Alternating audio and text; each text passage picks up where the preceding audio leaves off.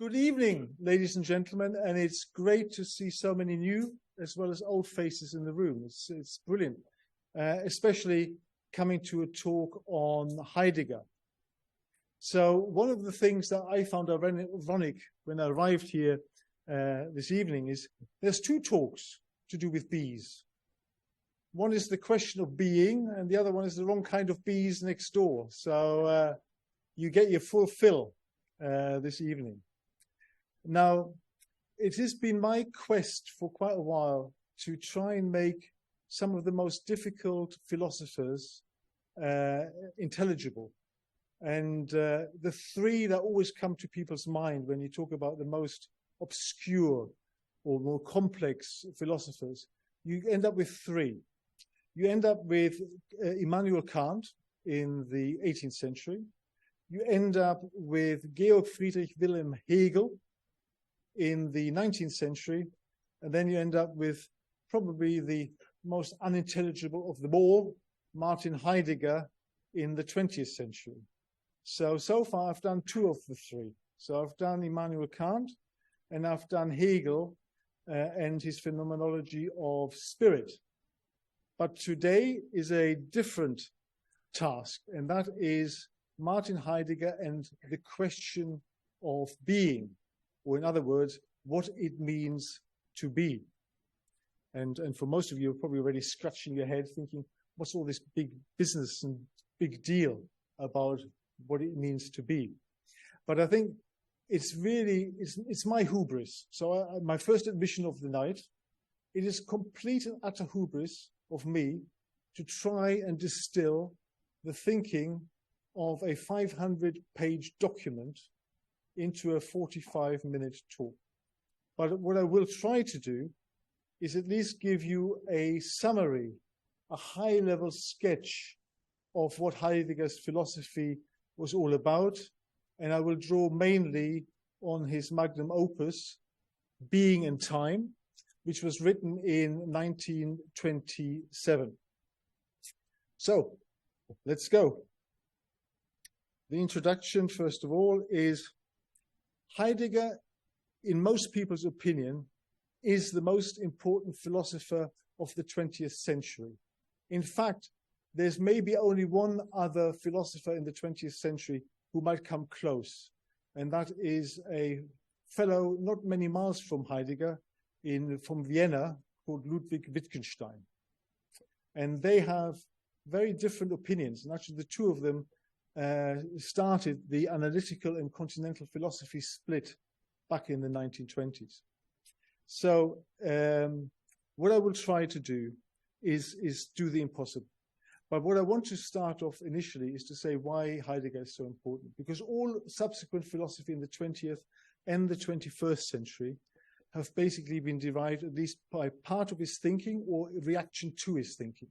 You know, for example, all existentialism, postmodernism, and post-postmodernism, as well as contemporary philosophy, really has a debt to pay to Heidegger. Likewise, Heidegger's influence goes much more beyond philosophy. He's also extremely relevant in architecture, in art, in psychology, in psychiatry, etc. So again, quite far-reaching how he has been interpreted over the decades. But he's also seen as a charlatan, a master of the obscure, creating new words, being quite obtuse in the way he uses language and the way he sort of bends German to his own needs.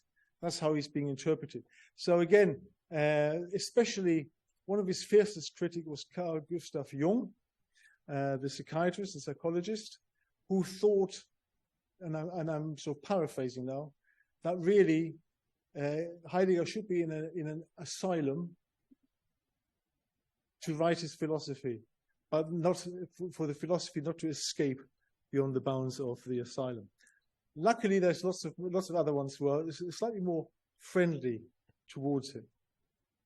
But he's definitely a controversial figure. And I think it's really important to state this at the beginning, because what I'm trying to do tonight is basically give you a framework from which to understand Heidegger. But it is important to also understand the context. I already mentioned that he actually held the split between analytic and continental philosophy, in reaction to the Vienna Circle, for example, and also to Ludwig Wittgenstein. But also his own history has a checkered history. And he joined, so in 1933, when Hitler gained power in Germany, he joined the National Socialist Party in 1933 in order to become rector of the University of Freiburg. And in Germany, as some of you will know, the academia and the university are still part of the civil service to this day. So if he wanted to have a career in academia, he had to join up for the National Socialists. So I think that was one problem. The other problem was that he never recanted or disowned the National Socialism after the war, and actually never publicly denounced it until he finally died in 1976. So we don't really know whether he was just a passive participant, being part of the party that enabled him to become the rector of Freiburg or not. But I'm not concentrating on his personal history. I am really here to concentrate on his philosophy, and particularly the book Being and Time, which was written 6 years before 1933. Okay. Oops, gone to sleep, I think. Okay, so I think what I want to concentrate on is his philosophy, and would like to ideally focus questions on his philosophy, although I'm obviously happy to deal with something either in the Q&A session or maybe afterwards if you want to come to me on a one-to-one basis thereafter. Good. Right, in terms of background. Now, Heidegger studied under the German philosopher Edmund Husserl, who is also the originator of a branch of philosophy called phenomenology. And phenomenology is basically an exploration of how we explore the world. So Husserl's objective was to make philosophy as scientific as the sciences, and the massive advance that was made in the sciences in the early 20th century. So he didn't want to argue whether the external world exists or not. He was quite happy to take that question and put that to one side. But what he was pretty certain of, that his experience of the world is something that he could investigate. So really, phenomenology is the study of phenomena. What appears to me, all of us, when we investigate certain things. So that's the background to Martin Heidegger. And phenomenology has different approaches to get there. One is called intentionality. So all of our perceptions in consciousness are about something. Yes, they're about something. So they're always directed at something that we're looking at or experiencing. And it's investigating that in some detail that is important. So phenomenology has something called intentionality, which was developed by another German philosopher, Franz Brentano, in the 18th century, which did exactly that, to try to get really at the things in themselves as he saw it. What is the pure experience of what we are investigating? One tool of doing that is called epoche, or bracketing out. So in order to get to the raw phenomenon, phenomenology brackets out the everyday experience. It puts it in check. It doesn't denounce it. It just says, let's assume that this isn't the case. How would the world look then, without our prejudices, our own ideas that we already preformed? So trying to look at the phenomenon as it is. And another one, and I'm not going to go through all of them, you'll be pleased to know, is an eidetic variation, where you're trying to get at the invariable and necessary essence of something by varying its characteristics. And that's called an eidetic variation. So if you're looking at a block of wax, for example, and you want to know what this wax is like, then you can do variations. What if the wax is not red, but it's green? Is it still wax? Yes. If it has a certain smell, is it still wax? Yes. If it's made of water, is it still wax? And then you come to a conclusion, well, if it's made of water, it's not really wax because it wouldn't burn, etc. So this is the kind of methods, phenomenology used to get to the essence of the phenomena. Now, this was all well and good. So Heidegger was on board with phenomenology, but he felt Husserl went about this completely the wrong way. And the reason why he thought that is because Husserl was still a dualist, a Cartesian, who believed that the world consisted of subjects navigating the world, acting on objects. And Heidegger, and as a result of that, by using that approach, Husserl arrived at something called transcendental consciousness. So transcendental means above our individual consciousness. So an overall consciousness of the world that was quite abstract. And as far as Heidegger was concerned, there isn't this abstract consciousness surveying the world. The world is all about living in it, acting in it, being engaged in the world. And he wanted to find out what actually being engaged in the world is all about. And that's what the question of being is all about. Not abstract, international global consciousness, transcendental, surveying the world, but what do entities do to survey the world? And what is their being of these entities? Are you still all with me? Good. Okay, so the next one, so this is what I try to do. So I'm going to give you spoiler alert right now. This is it. So the lecture could finish early, right? However, all I want you to do is I want you to bear this in mind. This is like the overall structure of his thought and all the things that are in being and time and what he's talking about, the question of being. Really, I covered in this schematic. And once I've done this particular slide, I'm going to go through each of those lozenges on this here and actually go through them one by one. One slide per one. We start off with this, and then we've got 7 more. And I promise you, you won't see more than 10 slides in the whole presentation. Okay, so we start with Dasein. Now, Dasein is a term that Heidegger phrased, which he denotes the human being. And what he wanted to explore in his book and in his philosophy, the being, which is Dasein, for whom its being is an issue. And it's quite interesting. I mean, I'm not asking you to answer the question now, but think about how many entities in the world, apart from humans, make an issue of their own being.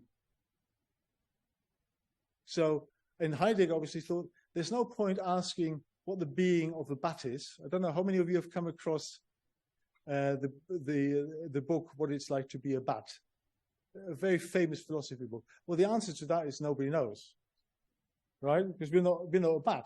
So I think Heidegger wanted to be on safer ground and explore Dasein, the entity which we in each case are. So we'll start with that. So Dasein, literally translated, I know we've got some members of the German Society in as well. Dasein, literally translated, means da, there, and sein, being there. Now, you thought that's very straightforward. But I think in Heidegger terminology, it's not quite as simple. Da isn't just there, but it's actually being present. Being present in the sense of being there in your totality, having your attention focused on something. It isn't just there in a location. It's much broader, the idea of da. The da is one where you're presencing something and you interacting with entities and people in the world. And sein is also not just a location of being somewhere. Sein is all about how you are in the world, your disposition in the world. So if that's a good starting point, then I think we're on good ground. So in the presentation today, there are 2 different types of being. There is being, which is the act of how we are in the world, and there is beings with a capital B, which are entities, whether they are human or otherwise.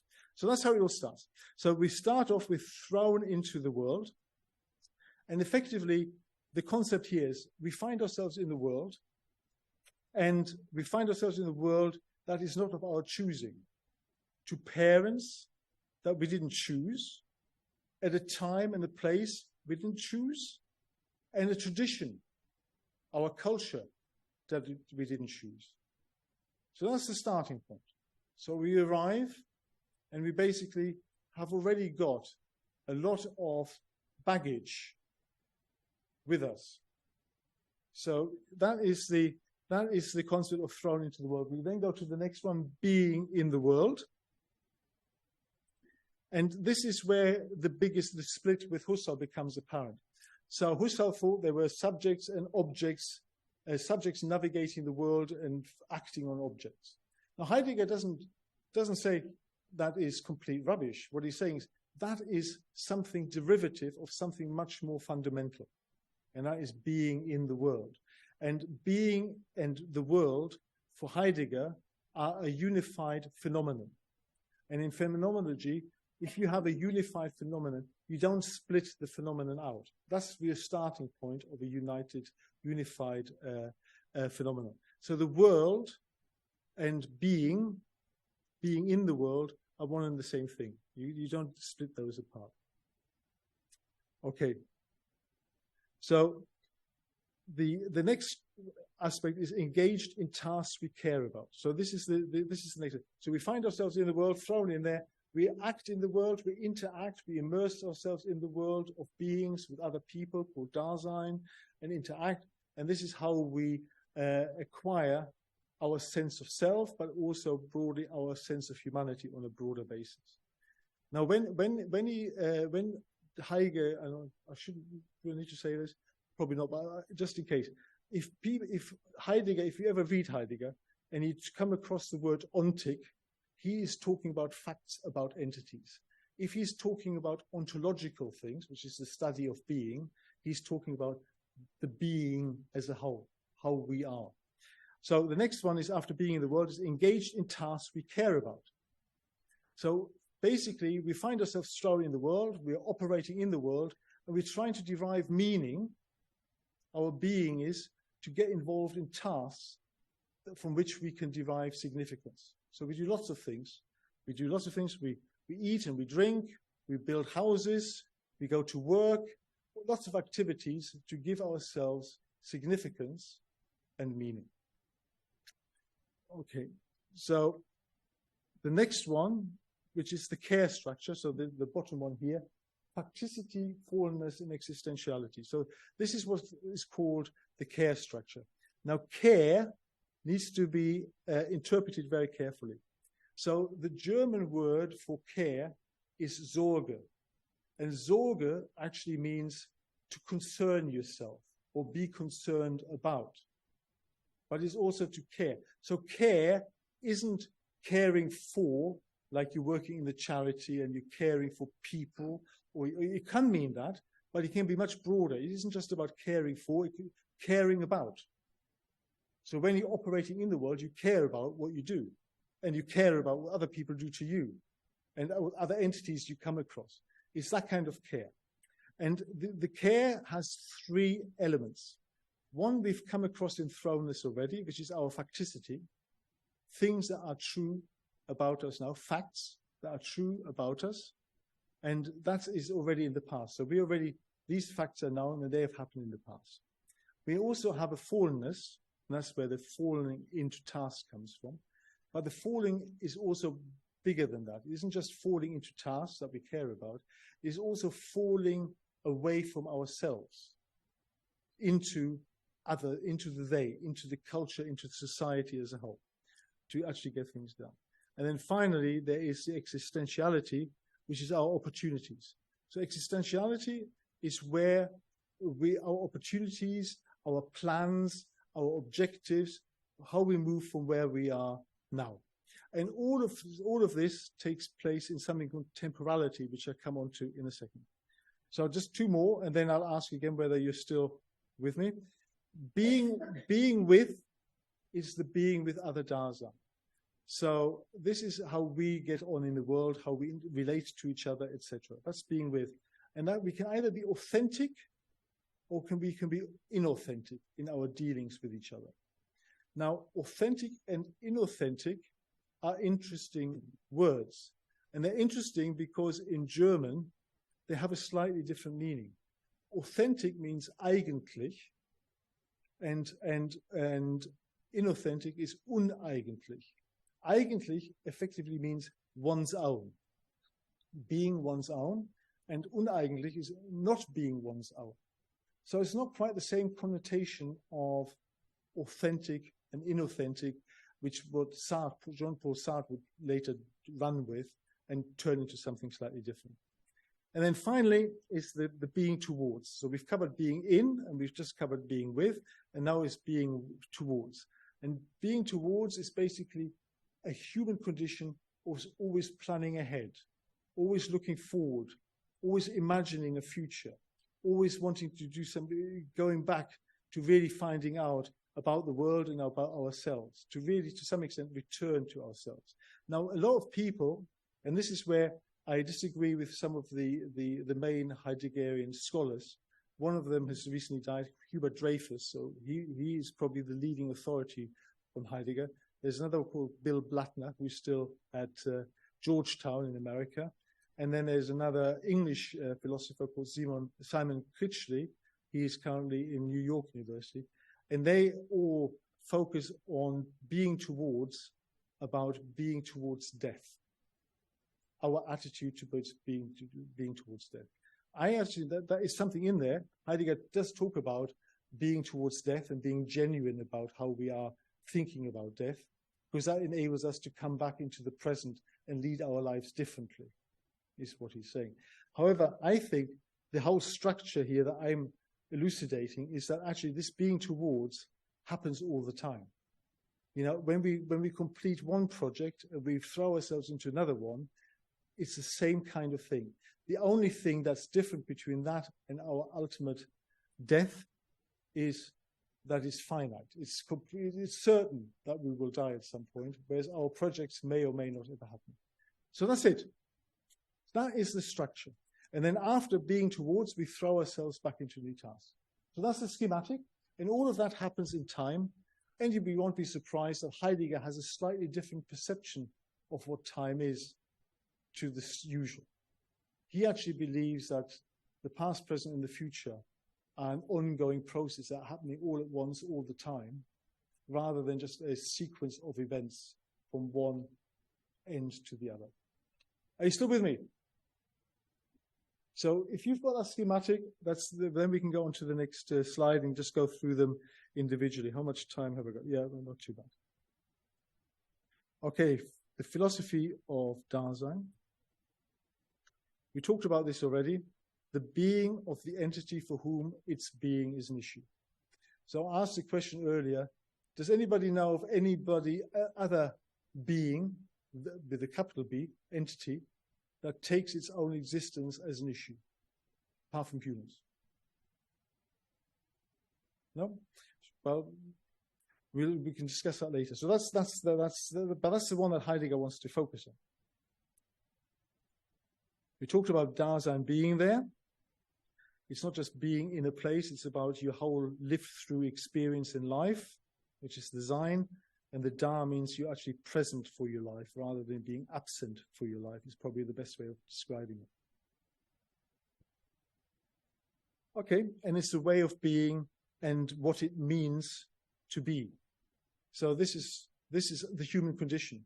And some French philosophers later on actually suggest that humanity would be much better off if we didn't have this in us, the need to know what we're all about. They actually think the French postmodernists think we would be much better off without having no capacity of that at all. We just live from day to day. Heidegger would disagree. Okay, so Dasein, as I already mentioned, is literally not just the individual Dasein, but it is the human condition as a whole. In German, you actually say mein Dasein, which is basically not my fate, but it's the totality of my life, the conditions of my life, which again is a very different aspect of Dasein. So there's an individual Dasein, me as an individual entity, but then there's the human condition of Dasein. Okay. And obviously, it's all about what we think of ourselves, what we think about humanity as how at this point in time, and also what our plans and dreams are for the future. Okay, then the next one is we have a certain state of mind. So this is the translation. In German, it's called Befindlichkeit. And Befindlichkeit is the sort of standard translation into English would be, how are you finding yourself today? Yeah, what mood are you in? You know, what's with you type of thing. You know, those are the sort of language that you'd be using. Now in Befindlichkeit in German, though, could also be something much bigger. It can be something much more like not just a temporary mood, but an attitude to life. And this is where the translation of attitude becomes quite tricky, because you've got probably three different translations. One is Verhältnis, attitude, and Verhältnis means you actually have a relation. You know, how are your relations in the world, with the world? One is Haltung, how are you holding yourself? And the third one is what's your Einstellung? What is your disposition? Now, most people translate it as state of mind, which I think is probably not great, or that somebody else translates it as disposedness. But if you bear in mind that this is a fundamental outlook on the world, then that's a closer description. Yes, and it's basically Dasein's immersion in the world. So when it actually deals with things in the world, these things are not obvious anymore. They're not things to look at anymore. They're things that you use in every day. They actually recede into the background. It's like driving a car. You know, when you're driving a car, you don't need to think about the pedals, the handbrake, the accelerator. You just drive. It becomes natural to you, it becomes intuitive. And all of these things that you would normally look at when something goes wrong, and probably most of the time only when something goes wrong, they just fade completely into the background. Okay, and I think the way that things show up to people like us, i.e. Dasein, they can either be present to hand, and that's the scientific way. So Heidegger was actually, and lots of people accuse Heidegger of being anti-science, which isn't true. He actually, his degree was partly in mathematics and physics. So he knew about Einstein, theory of relativity, he knew about quantum theory, etc. So he was a scientist as much as anything else. He wasn't derisory. But he said when things are present to hand, the reason why we look at them, why we have a reason to look at them, is something isn't quite working, or we're just curious about something. You know, so for example, we're looking at something, how it looks, how it's made up, what the content is, what the structure is. We're looking at that in a scientific way. But beyond the scientific way of looking at things, present at hand, there's also a way we deal with things ready to hand, where we basically engaged in tasks, with equipment, with other people, where actually the only thing that is transparent is the doing, so to speak, the activity itself. Everything else around it fades back into the background. And we talk about that a bit later on, the foreground and the background. Thrownness we talked about, and that received a few chuckles about being thrown into the world, to parents we didn't really choose, to the environment we didn't choose, to lots of things we didn't choose, in particular culture we didn't choose. And, you know, I always think that we here in this room, all of us, have already won the life's lottery, because we were born in a certain time, in a certain place, which is in a safe environment in Europe, which is quite affluent. You know, we could easily have been born anywhere, you know, and given what's happening in the world right now, you know, that is the life's lottery. We are the lucky ones. So again, you know, and we didn't choose it either. We're just lucky. Okay, so thrownness, I'm not going to spend a huge amount of time on that. But basically, we're not coming into a blank canvas. Yes? So there's a philosopher, British philosopher, an empiricist, John Locke, who thought that when we get born, we're like a blank slate. and we just learn everything by experience. But behind that experience is a hell of a lot of history, human history. You know, there's the whole societal infrastructures, the cultures. You know, we're not born into nothing. We don't start from nothing. We're already ready wrapped to be in a certain environment. And this defines the being of Dasein and also the possibilities. You know, and people don't really necessarily realize that. The possibilities that are open to us are basically to the structures that are already in the world. In fact, the way we even think and the way we even can think, to some extent, depend on what the world is like now. So there's people in antiquity and would have thought very differently to us here today. And caveman 30, 40,000 years ago would have had a completely different way of thinking about life and the world. Okay? And then being projects itself to become itself. So that's another one of Heidegger's tenets, is that actually we're projecting ourselves into the future, that is Dasein, in order to rediscover who we really are. So, interesting thought. Our thought process is different. We think we're like a sort of onion. You know, we're creating extra layers around us that sort of bolster us up. What he's actually saying is there is something deep inside of us that is humanness, the human condition, and actually we get further and further away from that in modern culture, and it's only by thinking about our being that we can actually return to who we really are. But we come on to that. And again, these are the three elements of authenticity, the three authentic ways of being. That is the state of mind, the Befindlichkeit, which I call attitude. There's understanding, which is a Verstehen. So understanding in German is Verstehen. And it's an understanding of the environment and the situation you're in. An understanding that actually the aim is to get back to yourself and who you are. That's being's objective. And that is understanding. So this really looks out into the future. The state of mind is the current environment. Understanding really is the future. And so the state of mind is the past. And the discourse, which is Rede, is actually the way we reveal things to each other. So Rede or discourse is all about communication. It is not about academic knowledge, acquiring knowledge. It's about how we reveal things to each other, make sense of the world by interacting. Okay, so that's back to being in the world, which we covered at the beginning. I'm just going to start going through that in a tiny bit more detail. Okay, the scandal of the external world. So this is going back to Immanuel Kant. Immanuel Kant, when he wrote his Critique of Pure Reason, thought it was an absolute disgrace of philosophy, that in 2000 years, it has not been possible by any philosopher to prove the existence of the external world. So it's a damning indictment of philosophy by Immanuel Kant in the 18th century.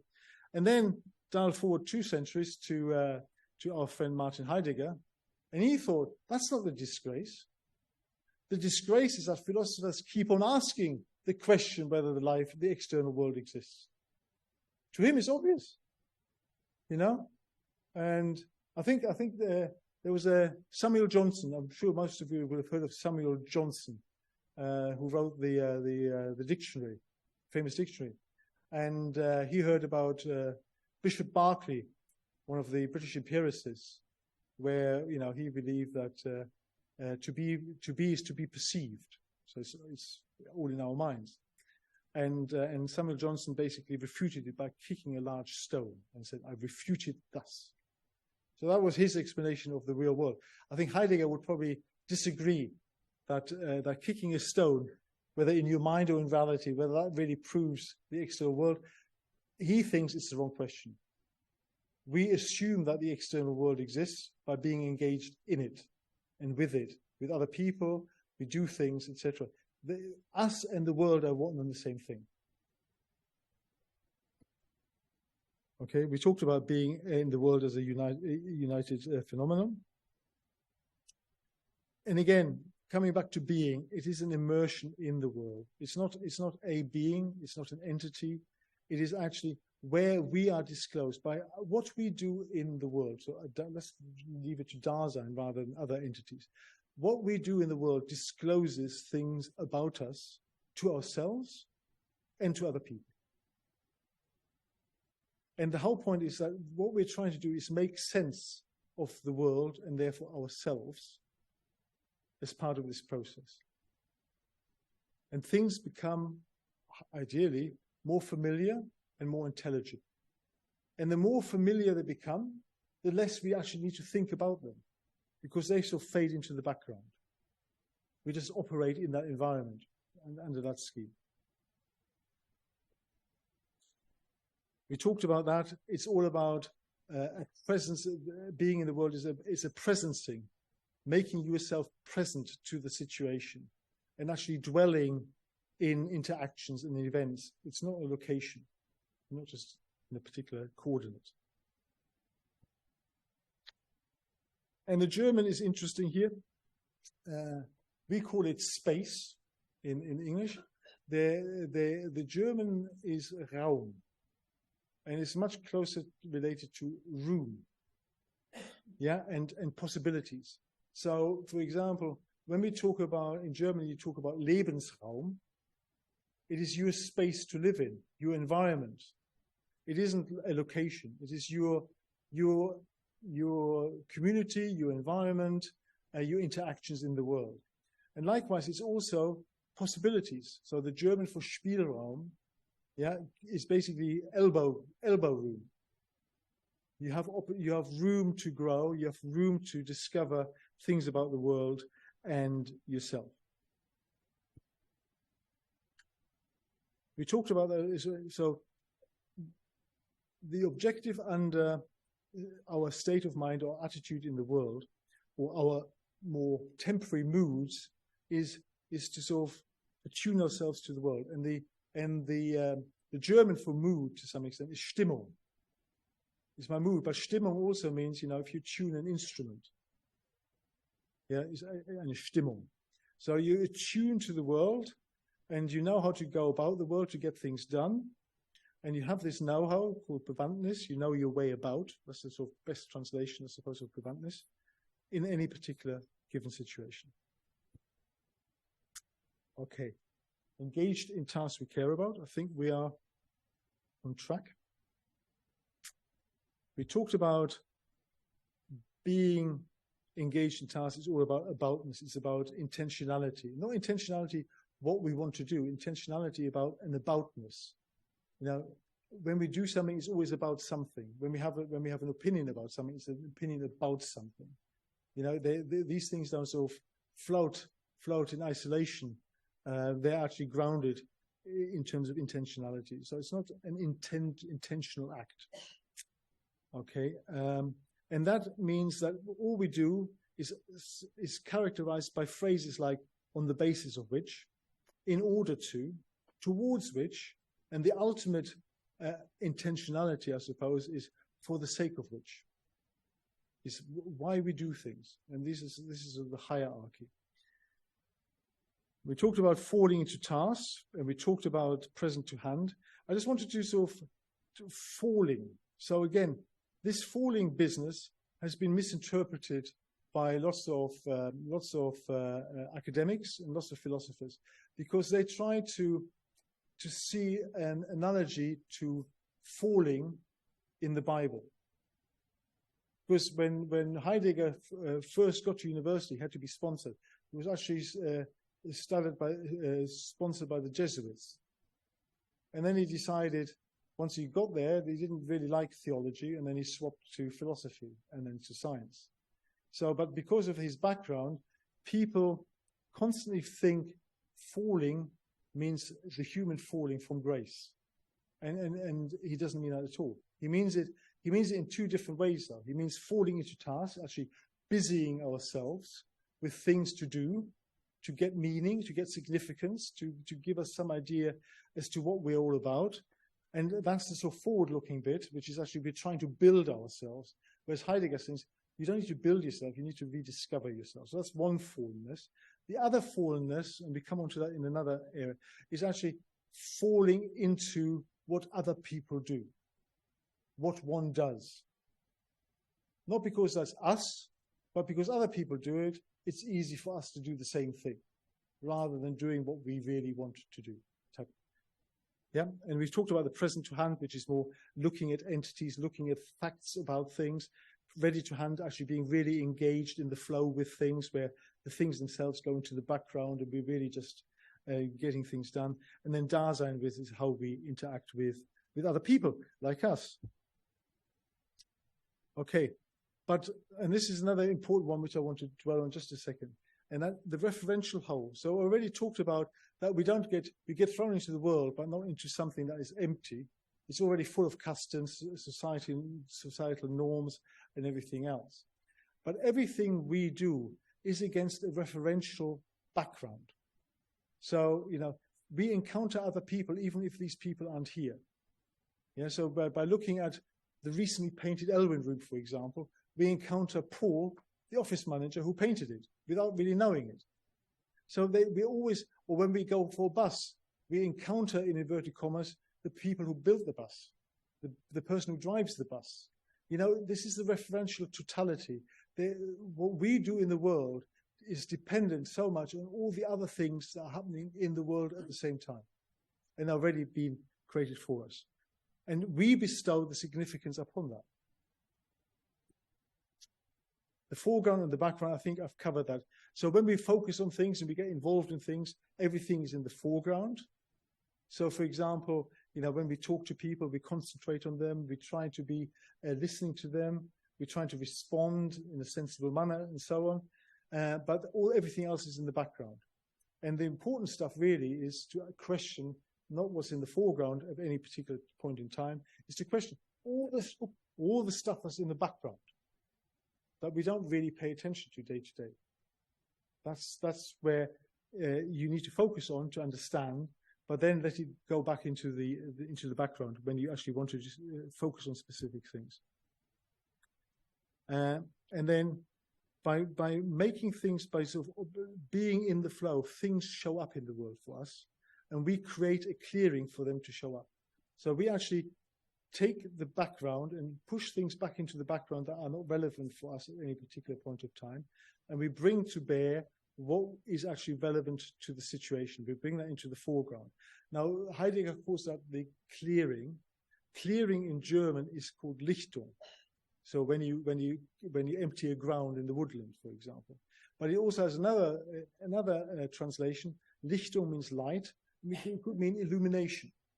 So you're clearing the ground for what you want to do, but you also illuminate the situation by shedding light on it. It's probably the best way of describing it. And therefore, being engaged in the world is about experiences and happening. So the German is Erlebnisse, which is you're being in the moment for the experience, but also the Ereignis. And we talk about the Ereignis in a little bit later on.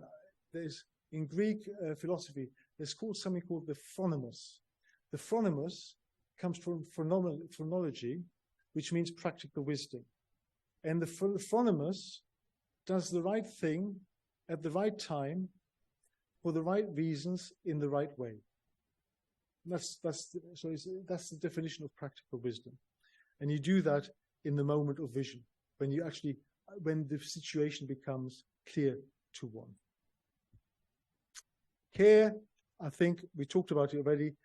The Sorge is the German, which really is about concern. So care is broader than just caring for.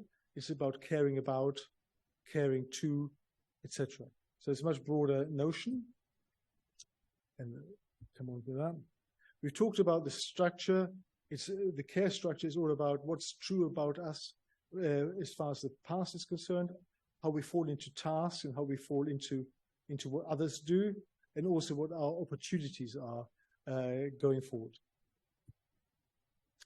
And that has a temporal structure. I very briefly alluded to it earlier. Heidegger doesn't think there's a sequence of past, present, future. And that's one sequential stretch. He believes that actually the past, present, and the future, and he calls the past the having been, actually working together constantly, where things from the future go back into the past to make themselves present. So it's an ongoing cycle. So you don't start afresh every time. You carry this baggage of whatever the future has been actualized. You carry that with you. You carry that with you to create the future, the present, and then the future. So it's a process. Okay, is a process. It's an activity. It's not really a state of affairs. And care is the meaning of Dasein, and the meaning of care is temporality. So that's his big insight as far as Heidegger is concerned. That's what he thinks. Okay, being with is Mitsein, and being with is something that is with other people, rather than just you as the Dasein. And being with others is always indicated and referred to in the world, even when the others are not actually present. We talked about that, the painting in the room and things like that. So I think they're always with us, others in the world, because our life would not be possible without others. The people who made the chairs, the computers, the tables here, the chairs we sit on, so on. And we're all part of a referential whole. And that's why other Dasein aren't things to be inspected.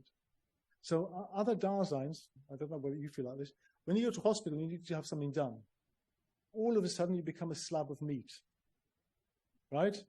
Unless you have a really good doctor or consultant.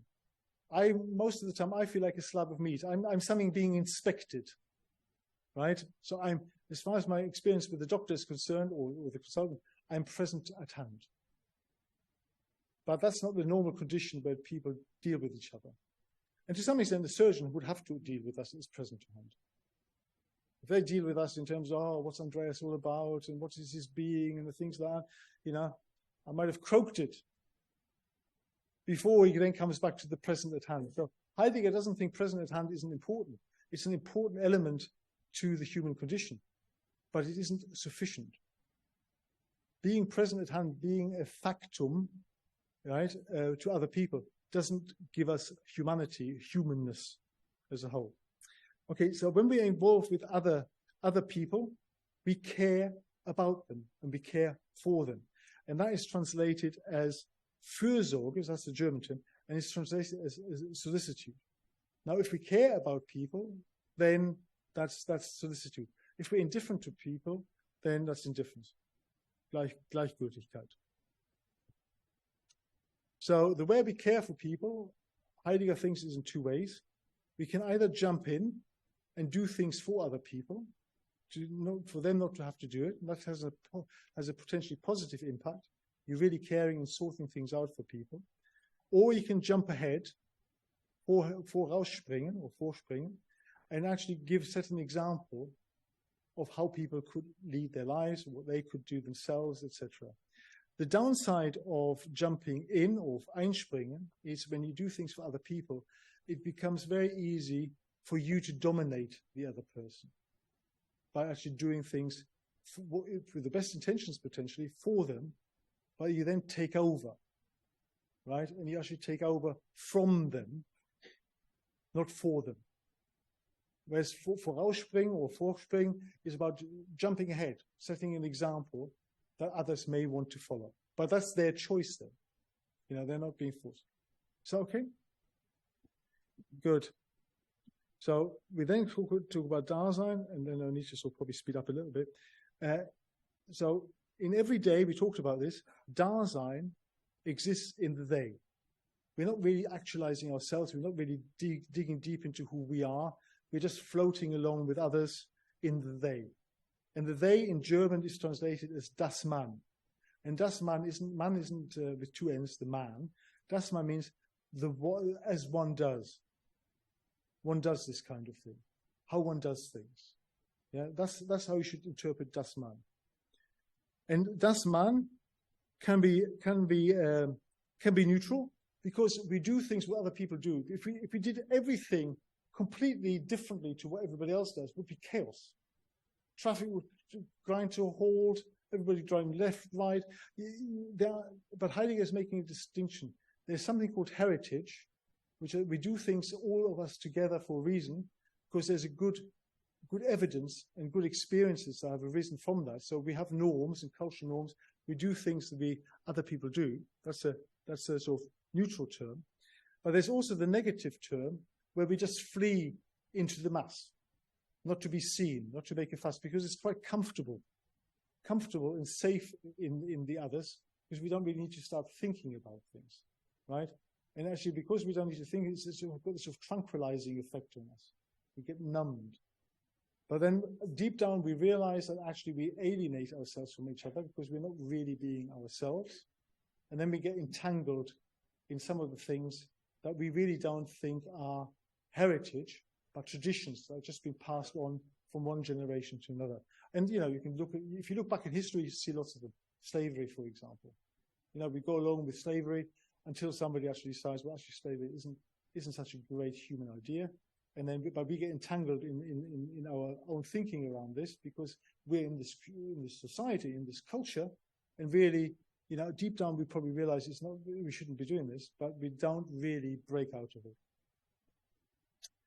The positive aspect we talked about already. This is not really das Man, like one does. This is more about the one, which is the one who does the right thing at the right time, in the right way, for the right reasons. Okay. And then we talk about authentic way of being and inauthentic. And that is state of mind, Befindlichkeit, versus ambiguity. In the they, in the mass of the they, nothing is real, nothing has meaning, everything is ambiguous. Everything is floating around. So, in our terms, this would be post-truth, fake news type of territory. Then you've got discourse, which is Rede, which is communication, for things to arise, for things to really come out, something new. And then you've got idle talk, Gerede. So Rede is discourse, this is a positive. Or again, you can't say positive and negative because eigentlich and uneigentlich is not authentic and inauthentic in the same way. It's either one's own or not one's own. But idle talk is basically just chatter, idle talk, chattering, passing the word along, gossip, that kind of thing. And then there's understanding of the situation you're in, and then there's curiosity. And curiosity in German is called Neugier. Neugier is a craving for the new. It's basically, we're not really interested in the substance of anything, what it actually is like. We're just running from one new thing to another. My next iPhone 15 with titanium, whatever.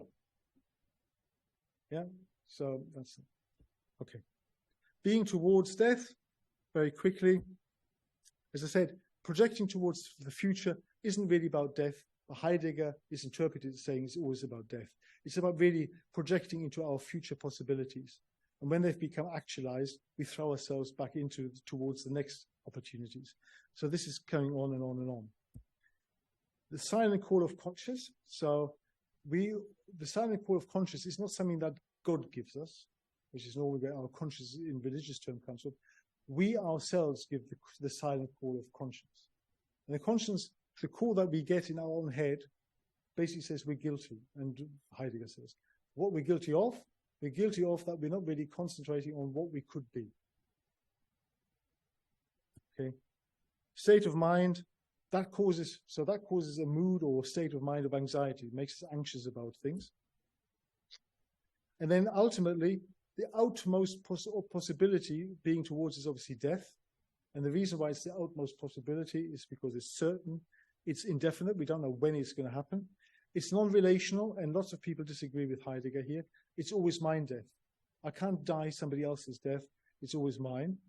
And it's not to be outstripped. It's the final thing. That is it. It's curtains.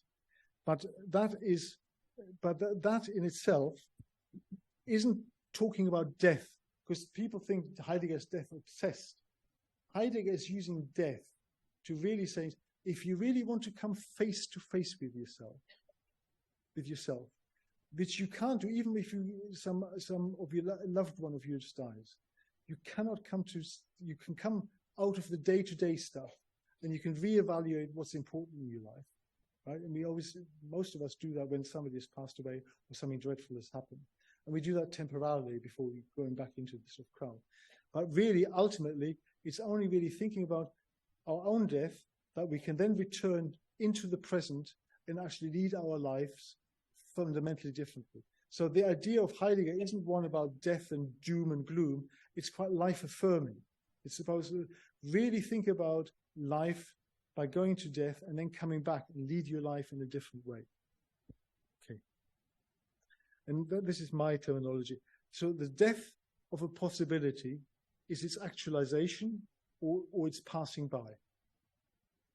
And that's, if we think about it like that, once we've completed the task, right, and we've actualized it, or we didn't actualize it, we just let it go by, then that's the death of that actuality. And we throw ourselves into the next life, so to speak, which is our next project. And maybe that project we do slightly differently. Okay. And then finally, his comment is, for Heidegger, it's all about process, it's all about dynamic movements. And he says it's all about Wege, which is ways, not works, not books, yeah. Good. So finally, very quickly, because it's been going for nearly an hour, here's the schematic again. It's the three temporal structures around it, past, present, and future. They're not sequential. They're going round and round and round. And actually, you take the future and you add to your past and the past of humanity. So you're starting from a different perspective. And the whole thing, the schematic from thrown into the world going round, you're going to be being towards, and then you go back into thrown into the world. But that's called the hermeneutic circle or spiral. It means it's a process of interpretation. But by the time you've gone through this, by the time you get back to being towards, you hopefully have interpreted the world in a different way. So by the time you throw yourself back into the world at the top, you do that in a different way. Yeah? And finally, promise now, is I just want to leave you with something, what being is not according to Heidegger. So being is not a being, an entity. It's not even a supreme being.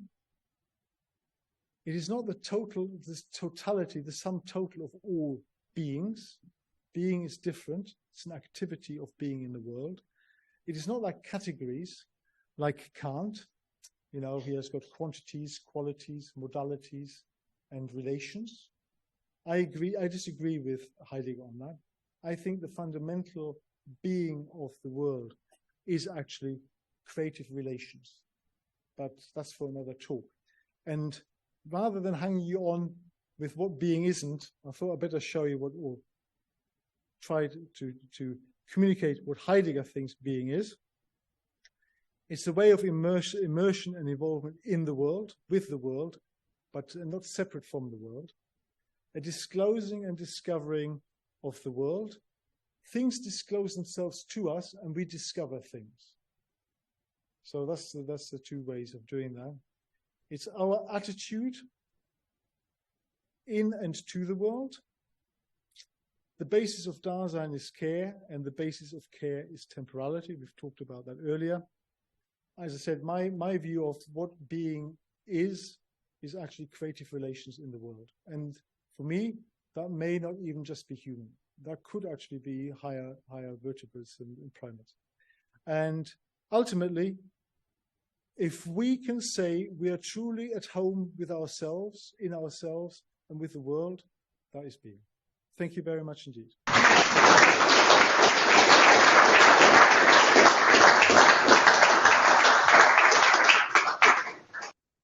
Thank you very much, Andreas. I think I now know little more about Heidegger than we did before, but I still don't know quite enough to know whether he makes sense or not. But if anyone would like to ask some questions or to comment, Betty?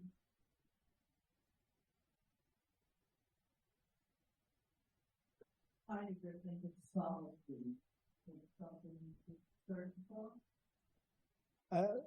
I would think that Heidegger would be a big fan of solitude. I think Heidegger would differentiate between solitude and loneliness. And actually being at home with yourself is probably the necessary but insufficient condition. If you're at home with yourself or at one with yourself in solitude, and you know yourself, and then that's a good start. But if you can then move forward and say, as you be at home with the world, you need to come back. You can't just be a hermit in solitude. But I think solitude is a good starting point.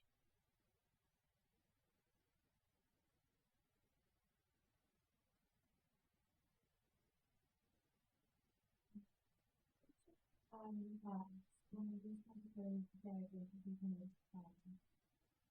just about people about history was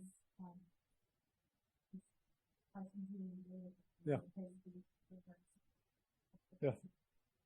I wonder if some of these passages might become in particular in the history of for that seems to be a materialism maybe that I'm not sure if I'm interpreting it properly, but is there more interpretation to that, or what constitutes background important? Yeah. Is that person, or what's the context? Well, yeah. So I think that's a very important question, and because if you've got potentially binary oppositions, foreground and background and things, it's easy to jump into a sort of Cartesian way of thinking. Heidegger, Joe, whilst you're here, could you just get the people online up on the chat so I can just see whether there's something there? So it's a good question. But I think Heidegger wouldn't say there isn't such a thing as subjects and objects, different entities. What he was saying is they're all united through their diversity. So there are different aspects of it. What he would say is that we have grown up, and he blames René Descartes, 17th century, for this, that he's created this subject-object world for us. And he thinks that this is our fundamental departure. What Heidegger is saying is objects and subjects exist, but they're derivative. They're derivative to the holism of the world.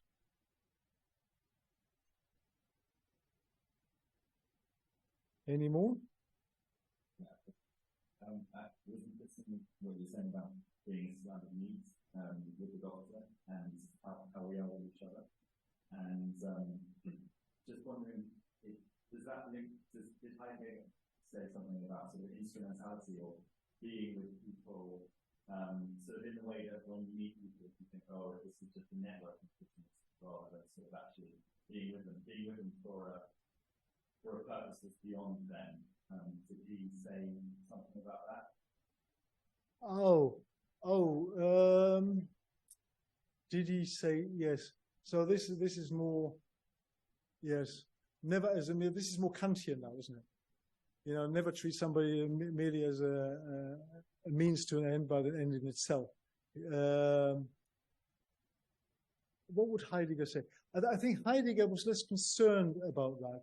And Heidegger was, because that's too motivational. What are the motivations and intentions behind this, etc.? I think he would have said that it depends what gets disclosed and discovered in your interaction. So I don't think he would, for example, say he would probably disagree with Jean-Paul Sartre, the French existentialist, who would say, the waiter in the restaurant is inauthentic, right? Because he's only playing a role of being the waiter.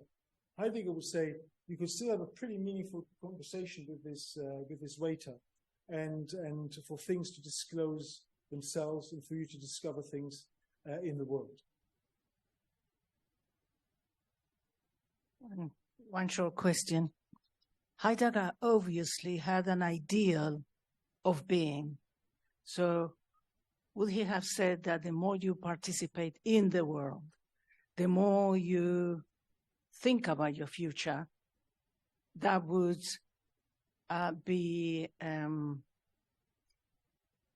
fulfill fully the condition of being? Okay, and I think the question was if you engage more in the world more frequently, and would you have a better sense of being? And I think the answer to that must be yes. but it would be a qualified yes from Heidegger, purely on the basis that you can do this authentically and inauthentically. And to some extent, what Heidegger would say to us is that most of the time, we are leading our lives inauthentically, in his terms, uneigentlich. We're not one's own. So it's not like a really negative. He doesn't make any value judgments. So he doesn't have an ethics in being in time. He's just trying to lay it out there and say, look, these are the kind of modes of being. But if we're doing things inauthentically or uneigentlich, then we're not really getting most of the world. If we're just having Neugier, which is craving for the new, curiosity, and things like that, we're missing out on things. It's not just the frequency of our interaction in the world, but also the quality of that interaction. So I think in reality, he thinks the surface is a bit like the tide going in, and it covers all the rocks in the sea, and then it goes out again, and only when the tide goes out does the individual sort of rock appear for a short period of time before it is submerged again in the veil.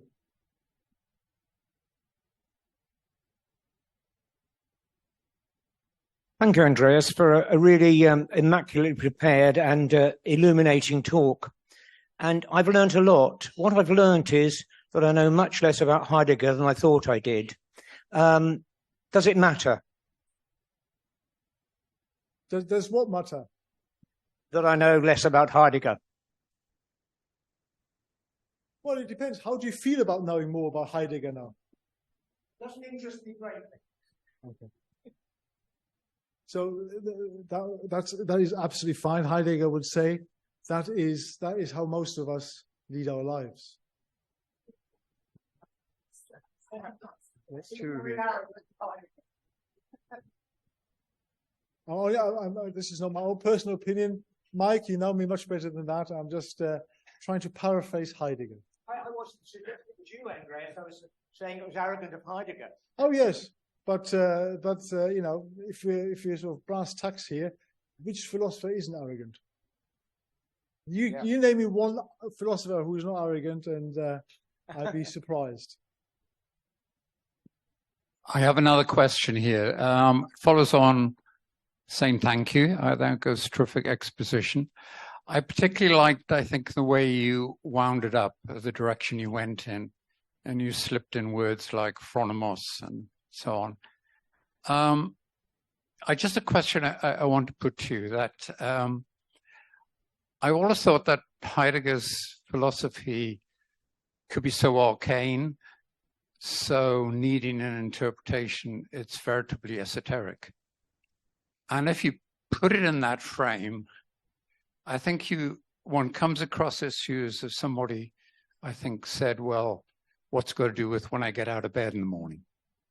And there's something about the message I think you were giving about application, of doing something about it. And I'm reminded of, I think you might know better than me, I think it was in the early 60s, Heidegger was giving a lecture, and a student said to him, you talk a lot about thinking.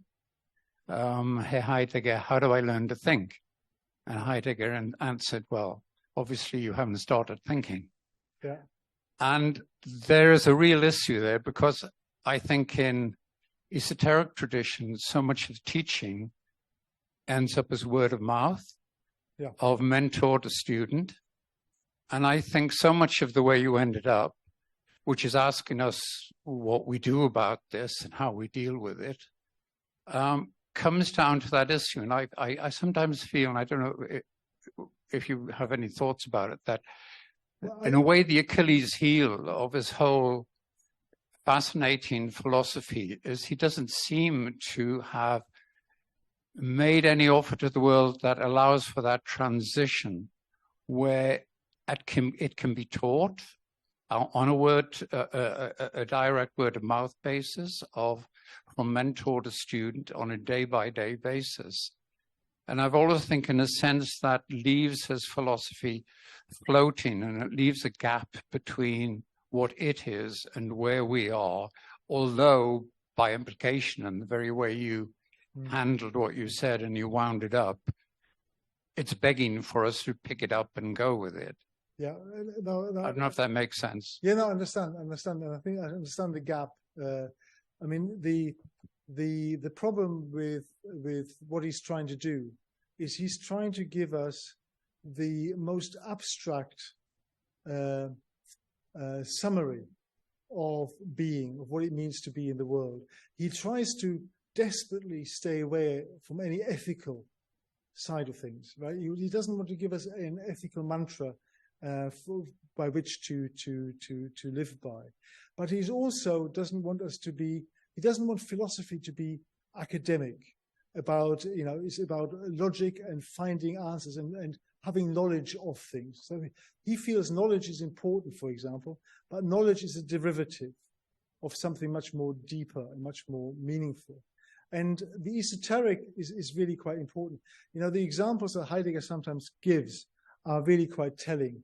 So now, again, I think it was in the 1960s, and a student asked him, how can I find out more about how to be?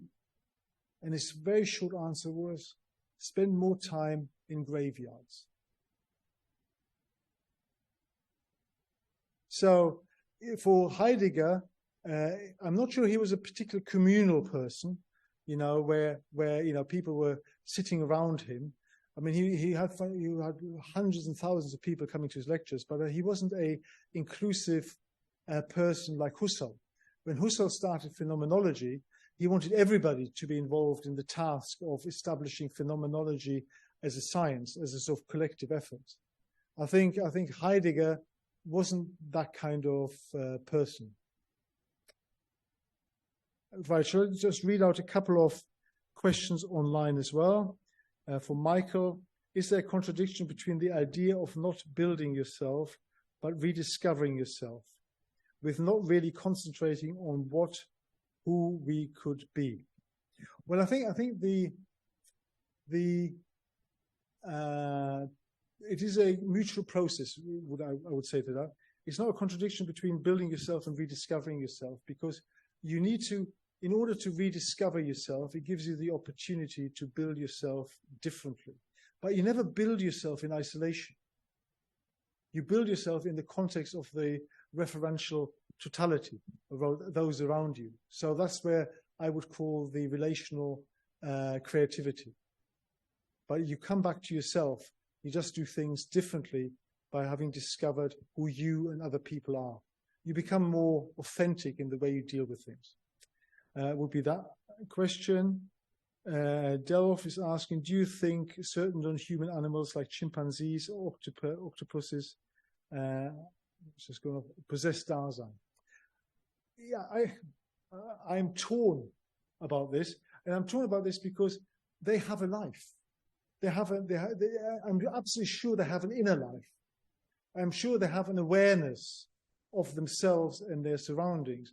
They have a sort of self-awareness as well. But do they have a being which makes an issue of its being? And that nobody knows. Thomas Nagel, I refer you back to Thomas Nagel, the philosopher. What is it like to be a bat? And the answer is, who knows? One in the room before I go back online? Gentleman there.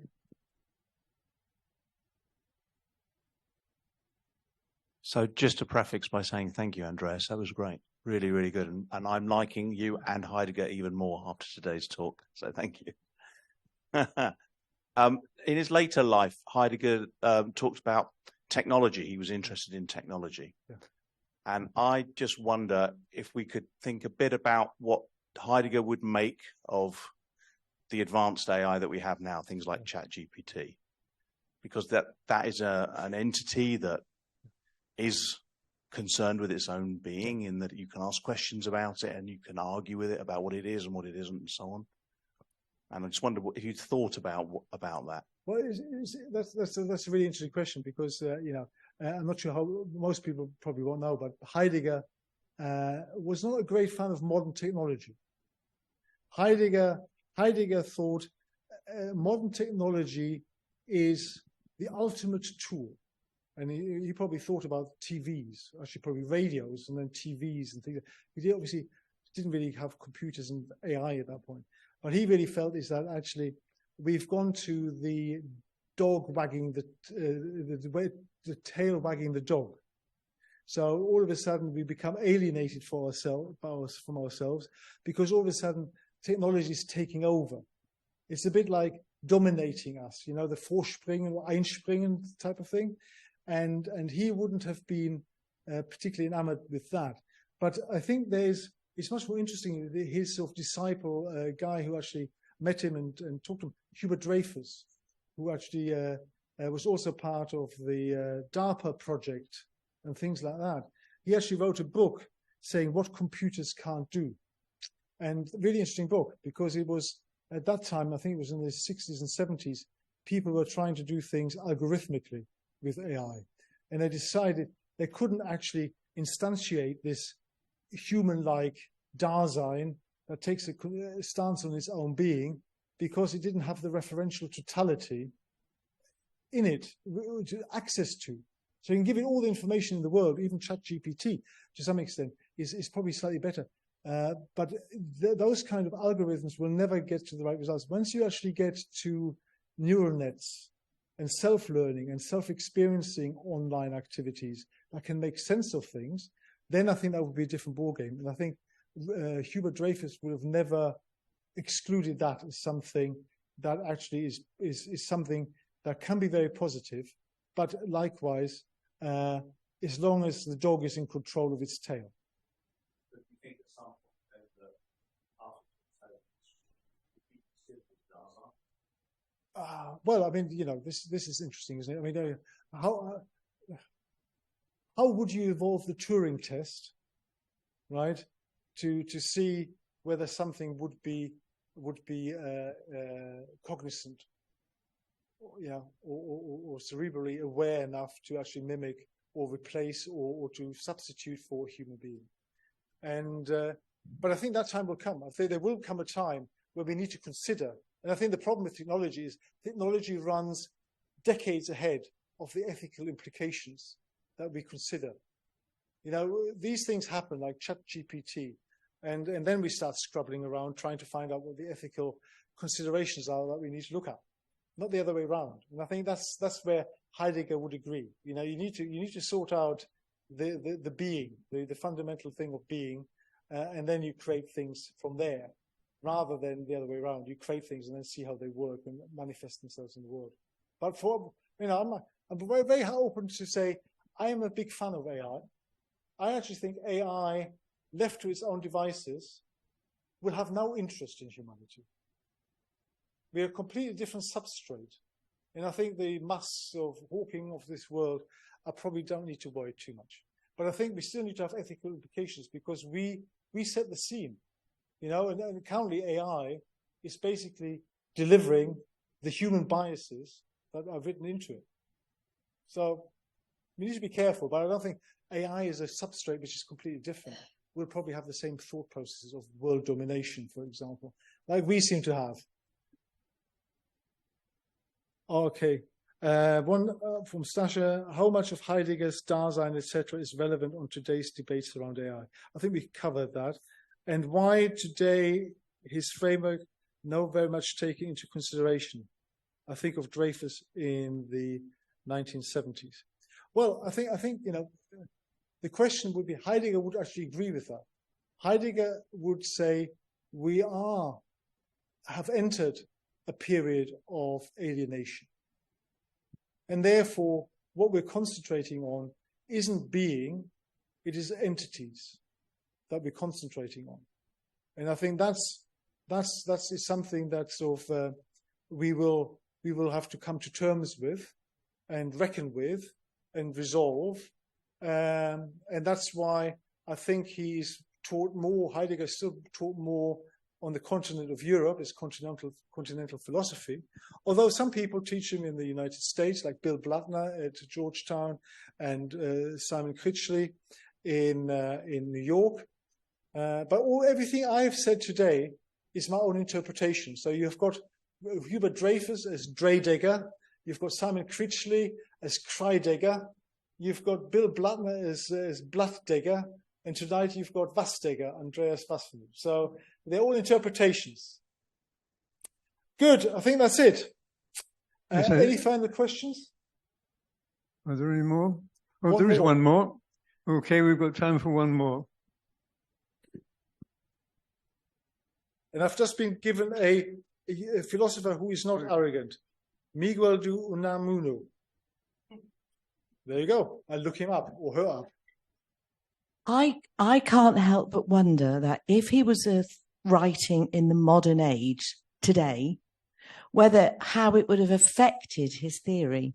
So, for example, when you were talking about an encounter, to go back to the media, and I understood what you were talking about, like even a painting on the wall, that was an encounter. When we've become so dominated by encounters that are like removed, like televisions and radios and all the rest of it, I wonder how that would have affected his theory of encounter. Yeah, that's an interesting one, because obviously Heidegger was a child of his time, and the time of his time was, to some extent, and I think it was mentioned about technology, he saw a massive transformation of Germany. I mean, he was born in 1889, so Germany wasn't unified until 1871 under Bismarck. So Germany had been quite new, and basically was still a very rural country. Most people lived on the land. And when Heidegger saw what was happening in the run-up to the First World War, and subsequently then in the Second World War, and the transformation of rural life, which was very basic, and his description of being in the world, it's very akin to the sort of peasant world, where you're just part of the world, you're part of the seasons, everything makes sense to you, you live in nature. And then you get ripped out and you start living in cities and you're on production lines and things like that. That's what he was reacting against. And I'm sure, if you looked at the world today with artificial intelligence, with the conflicts in the world, with things like undigested news bits, right, which are floated around on social media, where nobody has time to digest any news properly because they come into you so fast. I mean, you just imagine somebody living in 1920s Germany or around the world. They read the paper, and that was it. That was their news. Now you get bombarded. I mean, you just haven't got the time to digest it all. So Heidegger would still think that we lead shallower lives now than we did in the past. And whether that is true or not is not really about the tranquility of peasant life in the countryside versus city life, but actually how we live. And there's no doubt that how we live could be as productive and as authentic now as it ever has been. It's different to what was possible in 1920s Europe from a countryside perspective, but it's still possible. It is still possible. But I think the old possibilities have become actualities and have faded away. So it's up to us to determine what our thrownness will be like, what our being towards will be like in the next couple of decades. I think that's it, Don.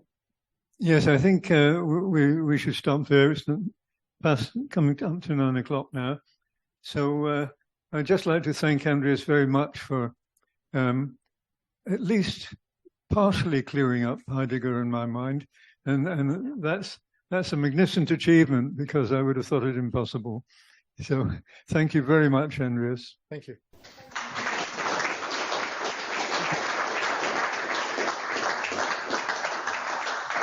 Actually, thank you very much. Just before you go, just one quick question. I said at the beginning that it was my hubris to try and make Heidegger's philosophy more intelligible in an hour or so. Those of you who think that I've managed to do it, raise your hands, and those who don't, keep your hands down. Okay, that's a good start. Have a safe journey home.